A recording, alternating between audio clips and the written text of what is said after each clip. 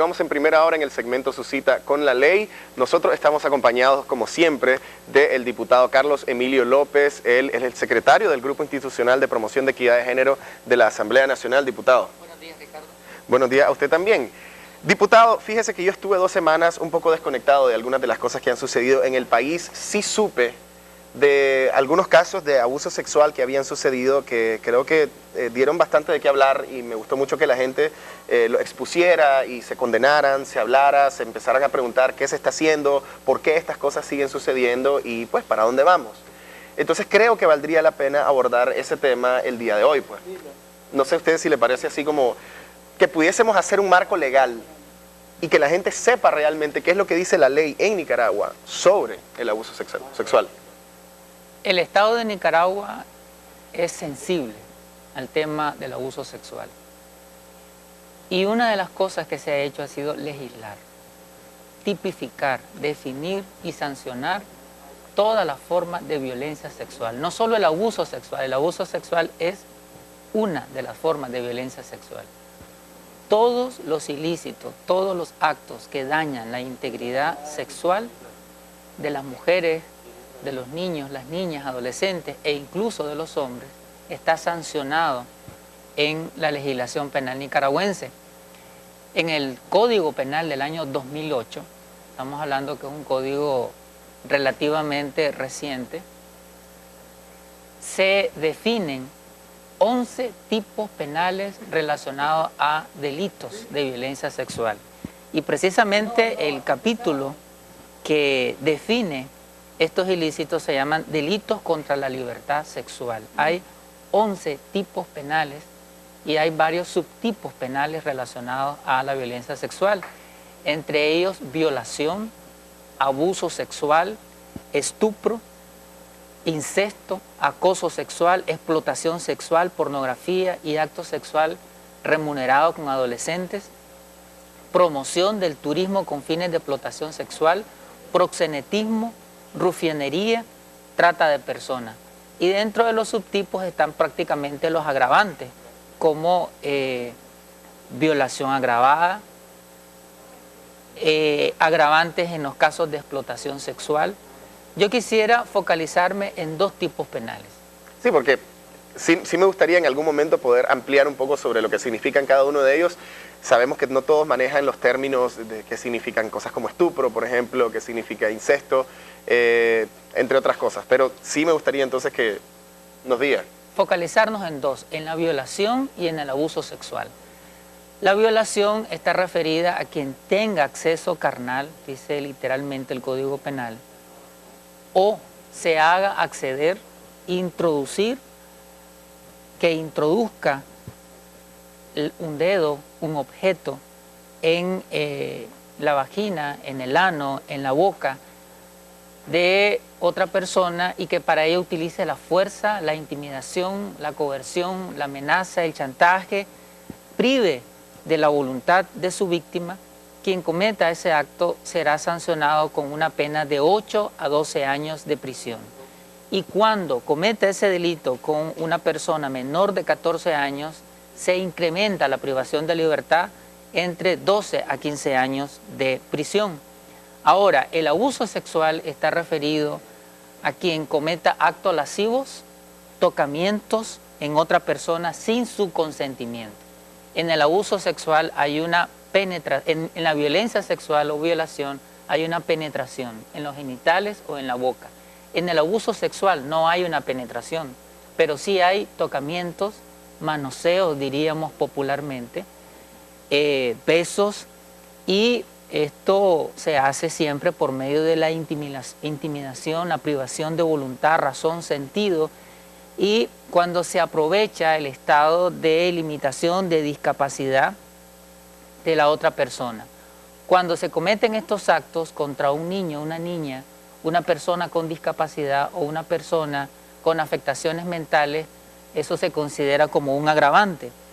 Un abuso sexual está sancionado con 5 a 7 años y cuando se comete el abuso contra una niña, niño o adolescente, la sanción es mayor. Y si se conjugan varios agravantes, se pueden poner inclusive la pena máxima para De los 30 años. para un abusador sexual, cuando concurran varios tipos relacionados a violencia sexual. O sea, si hay abuso, hay toques, hay violencia, hay Explotación sexual y violación, y además tal vez tiene alguna discapacidad o está en alguna condición que agrava la situación, entonces se pasa a esa pena. Es bueno que digamos esto porque para muchas personas violación o abuso sexual es solamente el acto de obligar a una persona a que haya un acto de penetración, cuando en realidad hay muchos casos de personas que sí acarician, que cuando saludan inclusive a la sobrina, a la hija del amigo, etcétera, lo hacen tal vez con algún tipo de...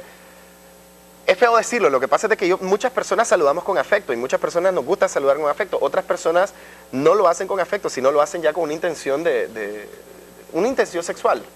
Entonces es bueno como que se sepa de que no solamente es lo que llamamos violación, sino que abuso sexual puede ser también muchas otras cosas. Así es, hay una serie de manifestaciones de utilización, manipulación, abuso, denigración, cosificación de la integridad sexual de los niños, niñas, adolescentes, jóvenes, que están claramente definidos como delitos. Es decir, la legislación penal nicaragüense no tolera ninguna forma, no permite, no está aceptado, no está legitimado ninguna práctica que denigre o que atente contra la integridad sexual, moral, física, psicológica de una niña, niño o adolescente. ¿Qué es lo que queremos evitar? O sea, ¿qué tipo de daños puede provocarle esto a un niño o niña? ¿Qué es lo que precisamente se hace? O sea, ¿por qué existe esta ley? El abuso sexual causa un daño permanente en la vida de los seres humanos y drástico, quizás sea uno de los traumas más lesivos, más tormentosos en los niños y las niñas. De por vida, deja secuelas y efectos, pérdida del apetito, temores nocturnos, pesadillas. Una de las cosas que yo he visto, y disculpe que lo interrumpa, es que un caso, por ejemplo, yo estuve con una persona, fui pareja de una persona que me contó que cuando había sido adolescente, su abuelo había abusado de ella. Y esto le afectaba muchísimo en disfrutar su propia sexualidad, pues en sentirse cómoda, en sentirse bonita, en sentirse con seguridad acerca de su propio cuerpo, de expresarse. O sea, ella supo que a partir de ese entonces, ella vio su parte genital como un lugar a donde existe dolor, como un lugar del que más bien ella debería de alejarse. O sea, ella obviamente había disfrutado de su vida sexual, pero muchas de las veces se sentía culpable, muchas de las veces hasta ella misma sentía como que se sentía incómoda, como con dolor. Entonces, ella siente de que esto fue una consecuencia directa de eso, pues, y tuvo que pasar por terapia, pues, y por muchas cosas como para superarlo, pues, pero no todos tienen el acceso a terapia. Todo lo que vos has dicho son parte de los efectos de los abusos sexuales. Se lesiona la autoestima, se genera una inseguridad, muchas veces rechazo al sexo opuesto o bien un comportamiento sexualizado desde muy temprana edad, temores, hipocondría, inseguridad, problemas de comunicación, aislamiento social. Es decir, pasaríamos toda la mañana hablando de los daños de por vida que origina los abusos sexuales. El Estado de Nicaragua, nuestro gobierno, está consciente de este problema social, por eso se está desarrollando todo un proceso de sensibilización y de prevención del abuso sexual, de forma sinérgica entre todas las instituciones de gobierno. Una de las instituciones que está participando activamente en esto es el Ministerio de Educación, que tiene una política y una estrategia para que los maestros, los padres de familia, los niños y niñas puedan tener información sobre el abuso sexual, qué es, los daños que ocasiona. Pero sobre todo que lo reconozcan cuando esté sucediendo. Así es, se está facilitando, proveyendo información sobre un sistema de indicadores, de detectores, de alertas de cuándo podría estar ocurriendo un abuso sexual. Todos los miércoles, por ejemplo, el Ministerio de Educación está dedicando sesiones de reflexión, sesiones de interiorización y apropiación para que los niños, niñas, adolescentes, maestros, asesores educativos, es decir, toda la comunidad educativa e inclusive los líderes sociales, los líderes comunitarios puedan participar en la prevención del abuso sexual. Así como hemos ido creando una conciencia de la necesidad de prevenir los desastres naturales, también se está apuntando a crear una conciencia de prevenir el abuso sexual, porque es un desastre, ocasiona un desastre en la vida de los seres humanos, en la vida de los niños y de las niñas. Por esta razón se está creando esta conciencia, esta apropiación de evitar todas las formas de violencia sexual. Es un desastre que en este caso sí puede ser prevenido. Y eso es lo que se apunta, ¿no? Así es. Ahora, diputado, digamos de que una madre de familia o alguien, una niña, se da cuenta o reconoce que está viviendo una situación, tal vez no de violación, pero sí de abuso, tiene miedo de hablar, tiene miedo de hacer una denuncia, tiene miedo, pues obviamente, digamos, la mujer tiene miedo de que si es el marido, él agarre en contra de ella. ¿Qué puede hacer? ¿A dónde puede acudir? Así como existe este sistema de prevención del abuso sexual, en donde está el Ministerio de Educación, el Ministerio de la Familia, el Instituto de Medicina Legal, la Policía Nacional, entre otras instituciones, ese mismo sistema actúa también en la detección, en la investigación y en la sanción de los casos de abuso sexual. Es decir, si una persona, un padre de familia, se da cuenta que su niño está siendo víctima de abuso sexual, se pone de conocimiento a las autoridades o la Policía Nacional o el Ministerio Público e inmediatamente se procede a hacer una investigación. Se reúnen todos los elementos probatorios y si la persona que es denunciada es encontrada culpable, se establece la sanción que mencionamos al inicio, que está claramente consignada en el Código Penal. Ahora, la última cosa que quiero agregar, muchas familias no hacen todo este procedimiento porque sienten que hacerlo dañaría a la familia o que ese daño a la familia sería muchísimo mayor que el daño que está ocasionando el abuso o la violación. ¿Qué le diría usted a personas que piensen así? No hay mayor daño que el silencio, no hay mayor daño que la complicidad.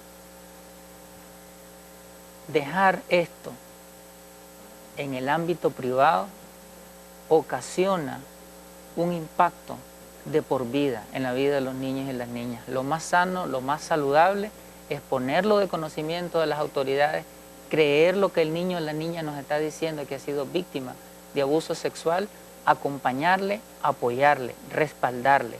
En la medida que nosotros respaldemos a nuestros niños y nuestras niñas cuando están siendo víctimas de abuso sexual, les estamos garantizando una vida sana, una vida libre, una vida fortalecida. Nuestras instituciones entonces han sancionado el abuso sexual, se está trabajando para prevenir el abuso sexual, para sancionar el abuso sexual y para atender a las víctimas de abuso sexual. Es decir, atención integral, atención psicológica, atención social, atención en salud, para lograr la recuperación física, la recuperación emocional, espiritual de quienes hayan sido víctimas de abuso sexual. Y también en ese sentido se está trabajando de forma sinérgica y sistémica. El Ministerio de la Familia, el Ministerio de Salud dan atención a los casos que se presentan cuando un niño ha sido víctima para poder rehabilitar, recuperar, resarcir el daño que se le ha propinado. Y en el Ministerio de la Familia podemos encontrar información, digamos, no necesariamente si mi familia está viviendo esta situación, pero sí informarme como para yo también prevenirlo. Pues hay folletos, hay asesoría. Todas las instituciones en este momento están dotadas de material pedagógico, educativo, sensibilizador y orientador sobre el abuso sexual. Están en las escuelas, están en las delegaciones del Ministerio de la Familia para identificar cuando hay casos, qué hacer cuando nos enfrentamos a un abuso sexual y cómo acompañar al niño o la niña que ha sido víctima para poder recuperar emocionalmente y en todas las dimensiones de la vida de ese niño o niña. Diputado, le agradezco muchísimo por este tema, por venir a hablar de esto. Es muy, muy importante. Sabemos pues de que es un tema desagradable. Desgraciadamente es una realidad que todavía estamos viviendo en este país y lo más importante es precisamente hacer que este tema ya no sea una realidad. Le agradezco nuevamente al diputado por acompañarnos. El próximo viernes nuevamente tocaremos algún tema de interés de todos ustedes en el ámbito legal aquí en Nicaragua. Vamos a hacer un corte comercial, no se vayan que volvemos con más de Primera Hora.